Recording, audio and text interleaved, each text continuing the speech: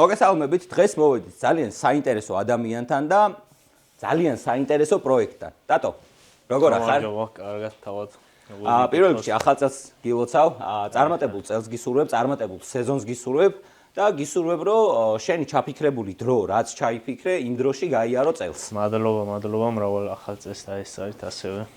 მოკლედ. მოგვიყევი აი ამ საოცრებაზე, რომელზეც ძალიან ბევრი ვილაპარაკეთ კადრს მიღმა. რა ხდება, რას აწყობ, როგორ აწყობ, რატომ გადაწყვიტე საერთოდ, რომ ესეთი ჩქარი ავტომობილი დაგეშალა და ხელმეორე დაგეწყო. მაგას თავისი პატარა ისტორია აქვს. იყო კი ჩქარი საკმაოდ და შეიძლებოდა იქიდან იმ სეტაპიდანაც ასე ვთქვათ, კაი შედეგის მიღება კიდევ რა.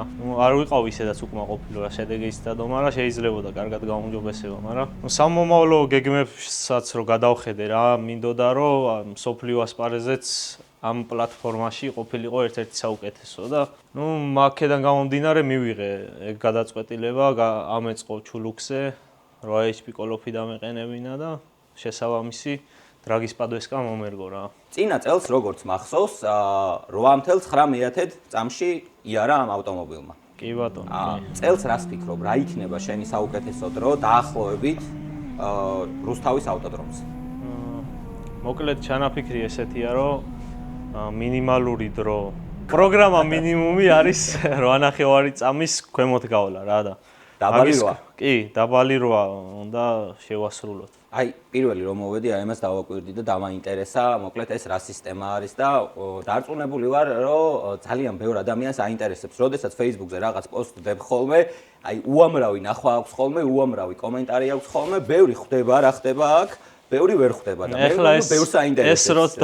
ეს როცა დავდე ბევრს ხუმრობა ეგონა, ბუტაფორია მეთქიმეც კომენტარები. ისე ვთქვი და ბევრს გონია რომ ვიხუმრე. არა, მართლა ორი ტურბოზე იწყობა. ქართულად რა ვქვია, არ ვიცი, compound turbo setup-ი იქნება. ანუ ერთმანეთს შეავსებენ დიდი და პატარა turbo და დაბალ ბრუნზე ექნება ისეთი ჯანი, რაც პატარა turbo-ს უნდა ჰქონდეს და ზედა ბრუნზე დიდ turbo-ს რა ჯანიც აქვს ხოლმე რა და შესაბამისად ძალის დიაპაზონი გეზრდება რა და მაგის ანუ ეგ აუცილებელია, მით უმეტეს ავტომატური კოლოფით როცა იზრები და გინდა რომ ტრანსბრეიკით დაიზრა დაბალი აბაროტიდან რამენაირად ძალა უნდა შექმნა რა და 4 ცილინძრზე ესე ადვილი არ არის. თან ბევრი ძალაც ჰქონდეს და თან დაბალ აბაროტზეც ჰქონდეს ეგ ძალა. მოკლედ, როგორც ხედავ, აქ კიდევ გადაკეთებული არის ძრავის საყრდენები, ეგრეთ წოდებული სამაგრები. აი, ეს რა მოვალეობას ასრულებს? ანუ მაქსიმალურად ნაკლები სტრესი უნდა მიიღოს ძრავმა სტარტის დროს. კარგად როცა მოეჭიდება, შესაბამისად დაყრდენებს. დიდი ძალა ადგება რა. და შესაბამისად ბლოკი რომ არ დაღუნო, უნდა სწორი სამაგრები შეურჩიო ძრავს. ერთი კიდე თუ გავითვალისწინებთ იმას, რომ ყველაფერი გვაქვს შიგნით. ანუ ბაზაში გვაქვს შეწეული. კი, ეგეც წონის გადანაწილების კუთხით.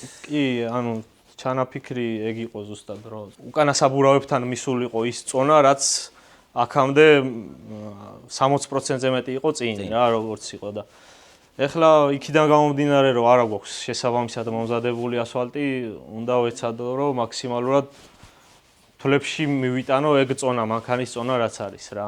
შენი აზრით, რამდენად რთული იქნება წელს შენთვის ტრეკზე გაჩერება? გაჩერება რა ვიცი, როგორც წესი რთული არის ხოლმე კი, აქამდეც არ იყო მთლად საამაყოდ მაგხრივ მდგომარეობა, მაგრამ ეხლა კიდევ უფრო გართულდება რა. წინა წელს რამდენი გქონდა top speed-ი ფინიშზე? და წელს რას ფიქრობ, რამდენი იქნება? მაქსიმალური რითიც დავაფინიშე იყო 270 კმ/სთ. და ალბათ ეხლა უკვე ერთი 280-მდე ავალთ რა. ნახავთ წელს პარაშუტის გახსნას როგორ ფიქრობ? ძალიან ველოდებოდით მოკლედ, მეც ველოდებოდი. ჯერჯერობით მინდა რომ პარაშუტის გარეშეც გავჩერდეთ რა, იმიტომ რომ მანძილი მაინც ისეთია. დიაში პარაშუტი დაამეხმარება მაინც, მაგრამ პარაშუტის იმედად ყოფნა არ მინდა რა, მოკლედ. ჩვენი პროდიუსერი გვეკითხება, რომ ელექტროავტომობილებზე რას ფიქრობსო და საერთოდ რას ფიქრობსო შიდაწვის ბენზინის ძრავიანმა ავტომობილებმა და ელექტროავტომობილებმა უნდა იარონ თუ არა ერთად დრაგზე? მოკლედ მაგაზე მე ძალიან განსხვავებული აზრი მაქვს. უმეტესობა არ მეთანხმება ხოლმე, მაგრამ მოკლედ ეს მანქანა როცა დავიწყე აწყობა ამ მანქანის და იდეა რაც იყო პირველად პლეიდი რო გამოვიდა დრაგზე და პლეიდმა მოიგო დრაგი, მაშინ ვთქვი რომ მეთქი ისეთ მანქანას ავაწყობ რომ პლეიდით დრაგზე გამოსვლას აზრი აღარ ექნება მეთქი. მაშინ ბევრმა არასერიოზულად მიიღო ეგ. შენო რაღაც მაშინ 9-28-ში თუ რაღაცაში გაიარა პლეიდმა იმ ერთმა და შენ მაგ დროში ვერ გაივლი ამ საფარზე და ასე შემდეგ რა და ეგ იყო ჩემი მუღამიც და ძალიან დიდი სურვილი მქონდა რომ პლეიდებს ჩვენთან ერთად ევლო და მაგათ შევჯიბრებოდი რა.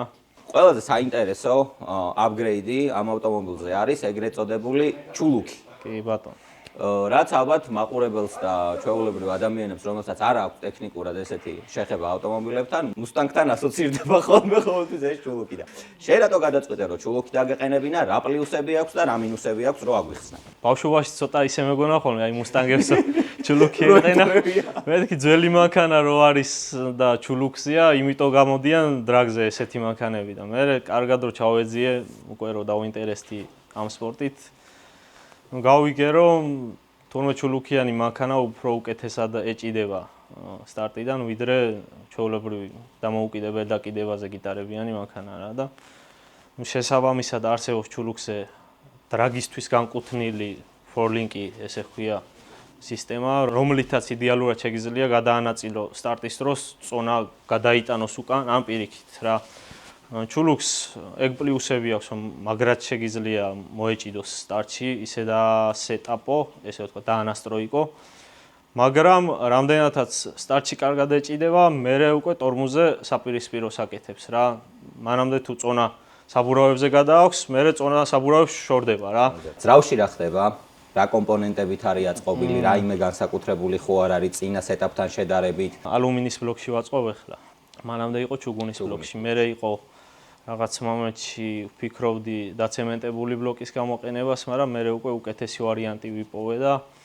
წავედი მაგ მიმართულებით ალუმინის ბლოკზე გადავედი. ებოქსიდზე. არა, საიდუმლო. არა, დაგიზვი. არ არის საიდუმლო. მე არ მიყვარს ხოლმე ესე არ მალავ რაღაცებს რა.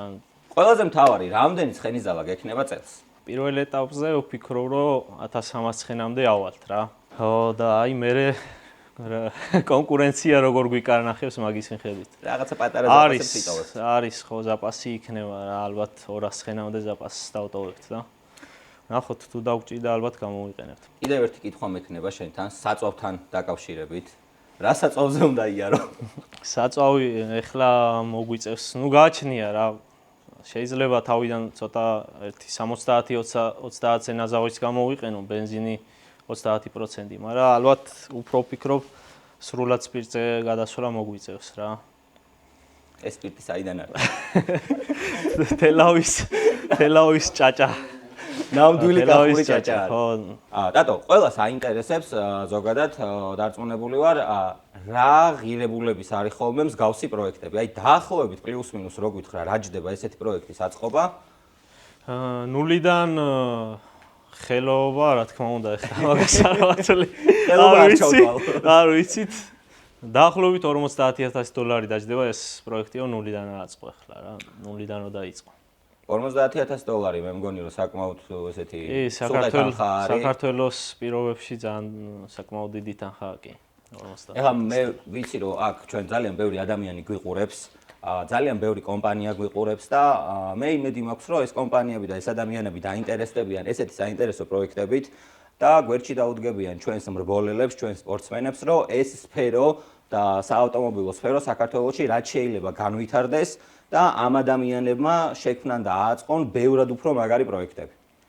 დღეისათვის სულ ეს იყო, დაგემშვიდობებით, ტატოს კი წარმატებას უსურვებ 2026 წლის სეზონზე.